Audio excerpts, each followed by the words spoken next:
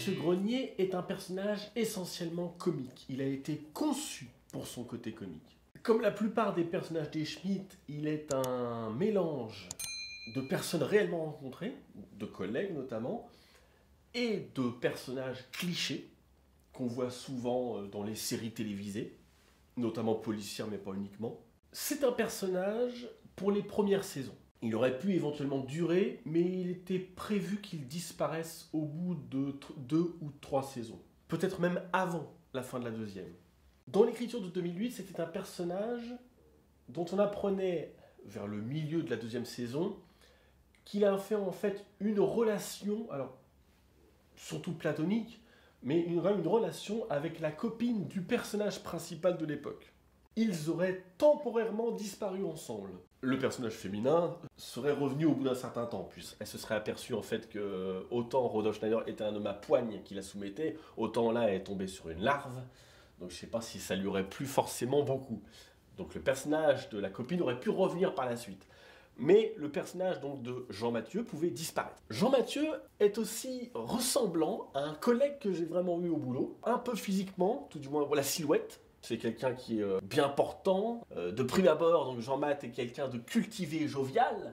Il s'exprime clairement, il a voyagé dans le monde, en France, États-Unis, Amérique du Sud, et il surveille les doses en graisses et vitamines de ses repas. Et mon collègue était comme ça. Pourtant, en dehors de ça, bon, il vit dans son monde, où tout n'est que rêve et cauchemar, bien sûr, allant jusqu'à confondre certains aspects de ses jeux vidéo avec la réalité. Effectivement, il y a un côté Patrick Tugu dans le personnage de Jean-Math, et Patrick Tugu, c'était un personnage que moi j'avais interprété d'ailleurs, dans Rudolf Schneider, dans le scénario de 2004.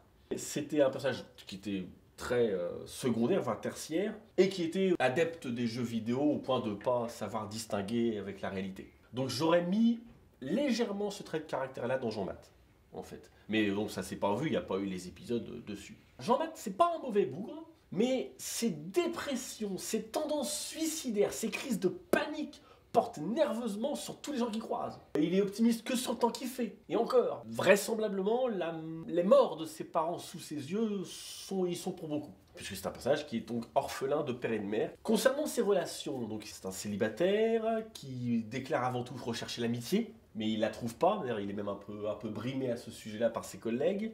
Et comme il la trouve pas, il se déclare insignifiant. Je suis insignifiante. Il s'allonge et espère mourir par inaction. Je vais m'allonger là et mourir. C'est beaucoup d'attitudes comme ça. J'avais pensé aussi qu'il pouvait fondre en larmes pour un rien, mais ça c'est pas forcément évident à jouer. J'ai pas eu d'épisode comme ça de toute façon. Son rapport avec les femmes était un rapport parmi les plus comiques de ce que devait être la série. Ça se voit notamment dans son rapport avec Roxane la Cassandre. Il est attiré par les femmes plus âgées. Il se rend pas du tout compte de l'attitude de Roxane à son égard. Il devait y avoir également, normalement dans les épisodes suivants de la série, un personnage d'avocate très autoritaire. Et il aurait essayé un peu de la séduire, alors très maladroitement, parce qu'elle lui rappelle sa mère. Il pense lui avoir de bons amis en ses collègues, ou du moins il recherche leur amitié. Il fait pas grand chose pour, c'est plus par quelques paroles. Soit il est vu comme quelqu'un qui est instable mentalement, notamment par ceux qui sont les plus intelligents, à part Roxane, qui elle le voit juste comme quelqu'un de faible qui n'a pas de chance. Ou alors comme c'est une série qui est quand même beaucoup basée sur l'injustice, il y en a qui le voient comme le fumiste, qui se débrouille bien pour endormir son monde. Ce qu'il n'est pas, bien sûr, parce qu'il n'est pas à ce point-là conscient de sa fumisterie. Il n'est pas immensément actif dans sa fumisterie. C'est quelqu'un qui effectivement fait pas grand-chose, mais parce qu'il se sent malade, ou parce qu'il panique, parce qu'il tombe dans les pommes, parce qu'il va partir en vacances et oublie de revenir. Mais c'est pas un fumiste très volontaire. Une autre petite particularité, c'était soit ça rend heureux, soit ça peut tuer. Il se serait fourni en drogue douce auprès d'un personnage qui aurait été dealer. Mais ça, c'est assez intéressant parce que c'est pas quelqu'un qui a aucune culture, c'est pas quelqu'un qui a aucun diplôme. Il peut savoir en tout cas que ça lui fera rien, que ça ne produira aucun effet, ou alors des effets qui sont indésirables, qui sont pas du tout ceux qu'il recherche.